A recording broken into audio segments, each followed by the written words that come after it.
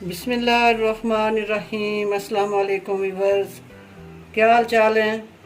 मैं ठीक ठाक हूँ, दुआ गो हूँ अल्लाह पाक आप सबको अपनी खैर वाफियत में रखे। अगर आप ज़ारा फूड चैनल पे नए हैं तो मेरे चैनल को सब्सक्राइब करें, लाइक करें, शेयर करें।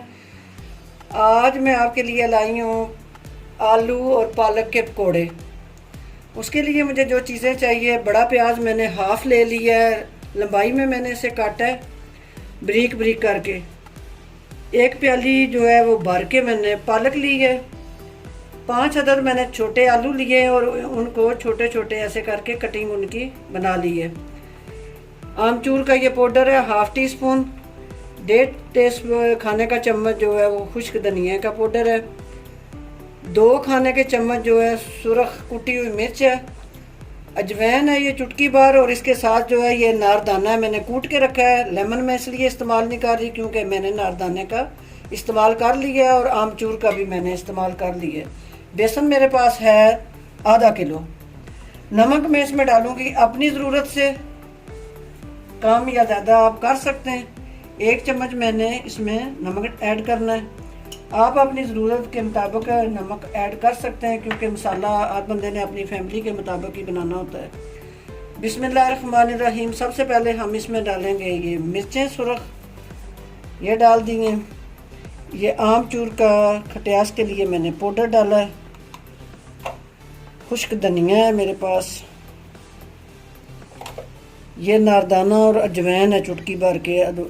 नारदाना जो है तकरीबन खाने के 2 चम्मच हैं। इसी तरह मैंने ये प्याज ले लिया है। प्याज मैंने लंबाई में काटे क्योंकि वो फिर लच्छेदार ऐसे बहुत प्यारे बनते हैं। ये मैंने आलू इसमें ऐड कर देना है। हरी मिर्च का मैं इस्तेमाल नहीं कर रही। अगर आपके बच्चे हरी मिर्च खा लेते हैं या इस्तेमाल करते हैं तो आप इसमें हरी मिर्चें भी ब्रीक ब्रीक काट के डाल सकते हैं। ये पालक मैंने डाली है, थोड़ी सी मैंने अभी रखी है, ज़रूरत के मुताबिक में इसे और इसको अच्छी तरह मिक्स करना है क्योंकि आलू भी पानी में मैंने डुबो के रखे हैं कि काले ना पड़े। और पालक जो है वो जब इसको नमक और मिर्च लग जाता है, खास करके नमक, तो ये अपना पानी भी छोड़ती है। बिस्मिल्लाह। दाने का इस्तेमाल ना करें तो आप इसमें लेमन जो है वो 2 से 3 अदद लेमन निचोड़ लें। अगर बड़े हों तो 2 काफ़ी हैं।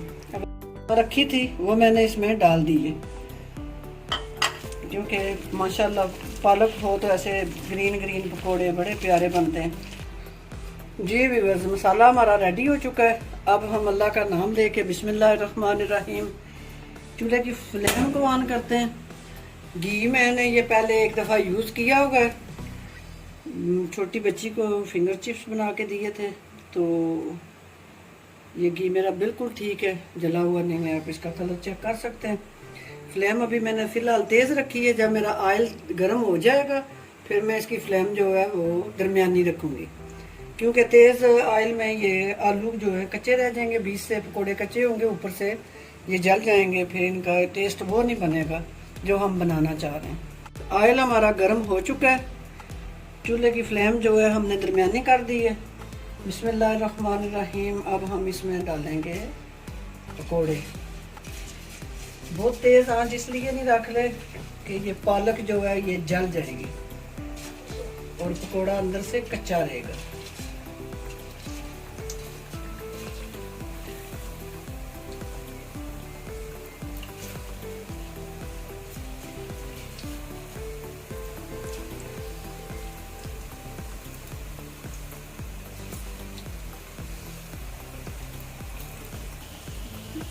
जी व्यूअर्स, ये एक साइड से हल्के ब्राउन हो गए हैं तो मैंने इनकी साइड जो है वो पलट दी है।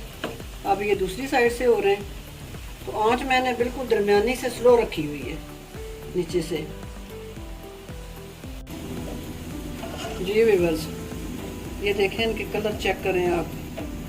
कोई मैंने फूड कलर का इसका इस्तेमाल नहीं किया, माशाल्लाह।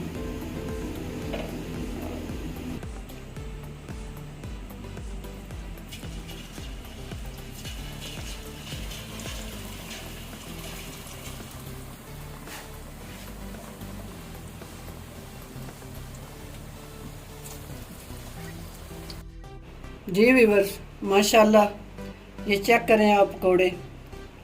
और मैं आपको चेक करके बताती हूँ, ये पुदीने की चटनी है, पुदीना कम और धनिया ज़्यादा है, तो चटनी बड़ी मज़ेदार है। मैं आपको चेक करके बताती हूँ कि पकोड़े किस तरह के बने। बिस्मिल्लाहिर्रहमानिर्रहीम। हम अल्लाह माशाल्लाह सुभान अल्लाह, बहुत टेस्टी हैं, बहुत मज़े के हैं, चटनी भी और पकोड़े भी। आप सेम मेरे तरीके से आप भी ट्राई करें, इंशाअल्लाह इसी जायके से वो बनेंगे।